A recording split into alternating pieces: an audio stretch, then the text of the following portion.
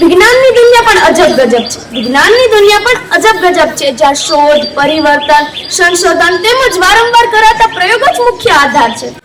હવે તમને બધાને એવું લાગી રહ્યું હશે કે દુનિયા એક વિકાસની તરફ ઊંડી ઉડાન લઈ રહી હોય, ખરું ને?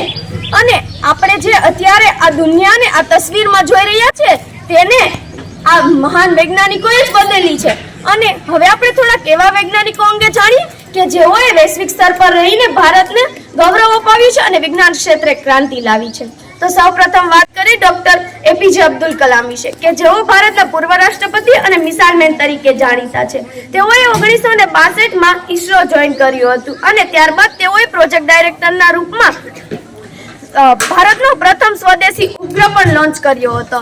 અને હવે વાત કરીએ ડોક્ટર વિક્રમભાઈ સારા વિશે, કે જેઓ ભારતના અંતરિક્ષ ઇતિહાસના પિતા તરીકે ઓળખવામાં આવે છે. તેમણે જ સૌપ્રથમ અંતરિક્ષ ઇતિહાસની શોધ કરેલી અને તેમણે જ ખૂબ ઘણું સંશોધન કરેલું. તેઓએ આણ્વિક ઉર્જા, ઇલેક્ટ્રોનિક્સ અને ઘણી બધી અન્ય ક્ષેત્રોમાં પણ તેઓનું યોગદાન રહેલું છે. હવે વાત કરીએ ડોક્ટર જગદીશચંદ્ર બોઝ વિશે, કે જેઓ સર બોઝ તરીકે પણ ઓળખાતા હતા અને તેઓએ ભૌતિક વિજ્ઞાન, જીવ વિજ્ઞાન, વનસ્પતિ શાસ્ત્ર તથા ઉપરાંત પુરાતત્વનું પણ ખૂબ જ મોટું જ્ઞાન રહેલું હતું. અને તેઓએ પ્રથમ એવા વૈજ્ઞાનિક હતા કે જેઓએ રેડિયો અને સૂક્ષ્મ તરંગો ઉપર કામ કરેલું હોય અને તેઓએ વનસ્પતિ શાસ્ત્રમાં પણ ઘણી બધી શોધ કરેલી કે જે આજે આપણને ખૂબ જ મોટા પાયે ઉપયોગ થઈ રહી છે.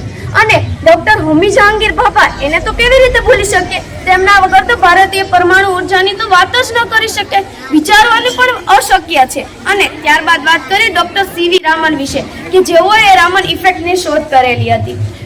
ભારતના વૈજ્ઞાનિકોનું યોગદાન માત્ર ભારતના વિકાસ માટે જ નહીં પરંતુ સમગ્ર વિશ્વ માટે ખૂબ જ ઉપયોગી છે. અસ્તુ, જય હિન્દ, જય ભારત.